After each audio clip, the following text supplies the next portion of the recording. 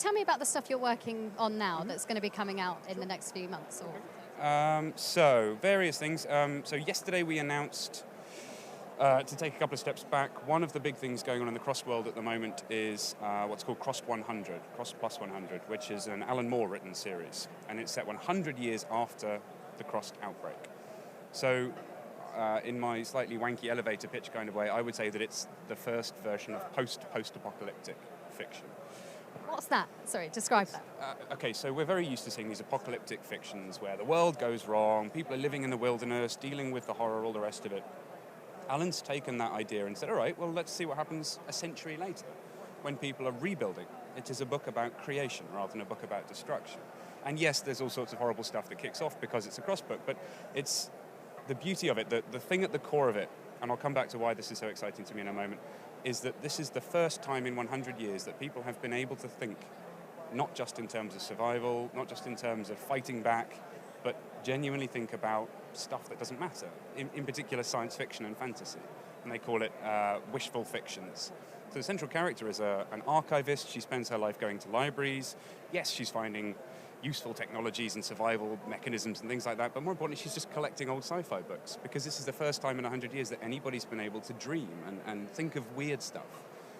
So Alan wrote 6 episodes of that, and then he asked me to come and carry on the story, which is what we announced yesterday. So I'm delighted to be continuing that particular mission. So that's one thing. There's a bunch of other stuff with Avatar that I can't really talk about, but really big, important stuff. I'm doing an image book later this year with, actually I'm not allowed to talk about that either, but now you know. What else? I'm doing a book with, so I mentioned Six Gun Gorilla earlier on. I'm doing another book through Boom with the same artist, Jeff Stokely, who's one of, in my opinion, the greatest artists out there at the moment. It's called The Spire. That's very cool. That's our kind of love note to urban crime fantasy, I guess you'd call it. It's the way I pitched it to Jeff was it's Blade Runner meets Dark Crystal, which is kind of all the food groups as far as he's concerned. So that's very cool. Oh God, so many things. I because my brain isn't very good at passing all the stuff on my slate, I ended up writing a list recently so I could have it above my desk, development slate and actual slate. There's something like 9 books on my slate at the moment, and I can't fit them all in my brain at once, so I have to organise it. But yeah, lots of things is the short answer. Yeah, really. And then I've also write prose, so I'm launching my new novella in the next couple of months, going to self-publish that. So yeah, busy boy. Who do you think is the most inspiration person you've ever worked with? Alan Moore. Short answer there, but yeah, no, genuine. I mean, it's incredible to be, Garth, for instance, just here, one of my heroes for a long time,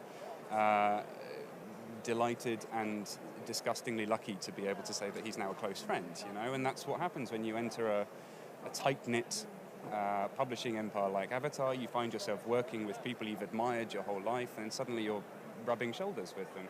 And the same is kind of happening with Alan, He's now working almost exclusively for Avatar. He's doing some really exciting projects, and he's kind of bringing the rest of us into the fold. So it's remarkable to have sat down with the great Alan Moore and met him and chatted to him.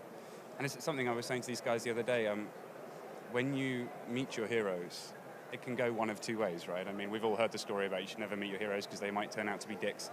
Not true at all in this case. What happened is there's something to be said for having somebody on a pedestal, and you can't approach them. They are an idol that is completely untouchable.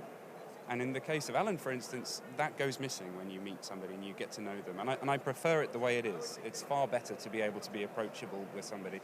But yeah, something does go missing along the way. You no longer have this distant, floating idol.